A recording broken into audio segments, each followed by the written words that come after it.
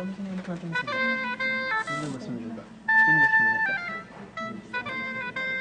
Ano kailangan? Kailangan buhay ka sa... Tayo nga, dumating yung tayo.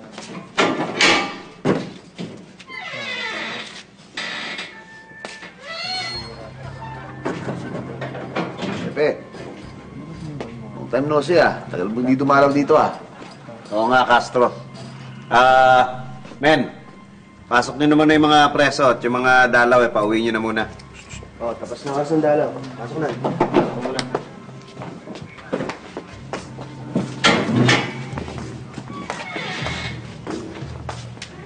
Castro, maupo ka. Siguraduhin niyo nasa loob na, ha?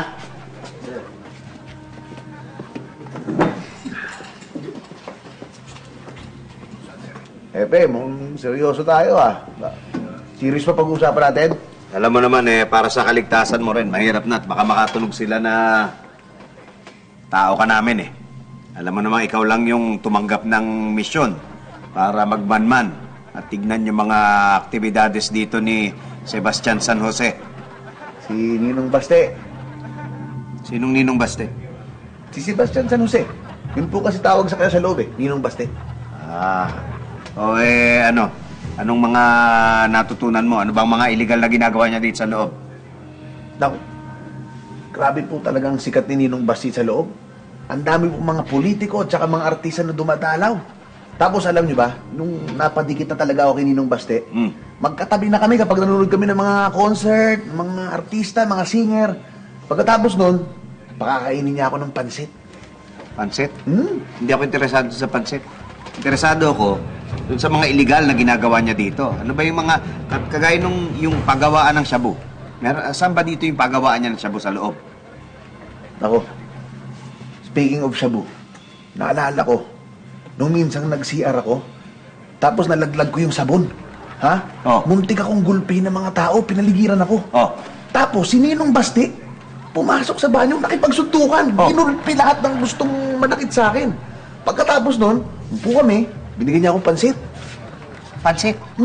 Wala nga akong pakialam sa pansit Ang gusto ko malaman, yung mga aktibidades niya dito, sino ba yung nagpo-proteksyon sa kanya dito? Alam mo, nakakatuwa kasi Ninong Baste. Nung nagkasakit ako, tinrangkaso ko. Talaga nagdidiliryo ko, nanginig. Andun ako. Siya yung nagigilamo sa akin, inalagaan niya ako, pinapatulog niya ako. Siya yung nagpapahid ng liniment sa akin.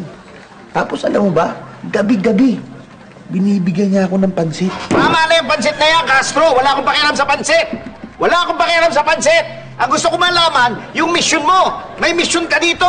Kailangan ko malaman kung ano yung mga illegal na activities niya dito, kung nasa yung paggawa niya ng shabu, at sino yung nagpo-protection sa kanya. Kailangan, sabihin mo sa akin! Sorry, Hepe. Hindi ko magagawang ilaglag sa'yo si Ninong Baste ko. Napakabait niya. At talagang handa akong mamatay para sa kanya. Kung gano'n, Castro, wala na akong choice. Kung handa ka mamatay, mamamatay ka talaga. Ako, Hepe, hindi ko pwedeng gawin sa akin yan dito. At bakit hindi? Hepe! Sebastian San Jose! Ako nga, Hepe! Di nyo ba napapansin? Lahat sila! May pansit!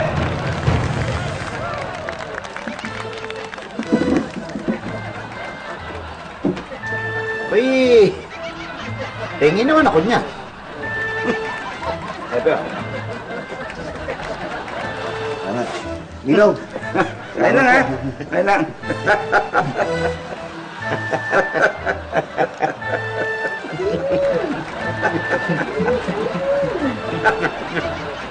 Masarap ba, Hepe?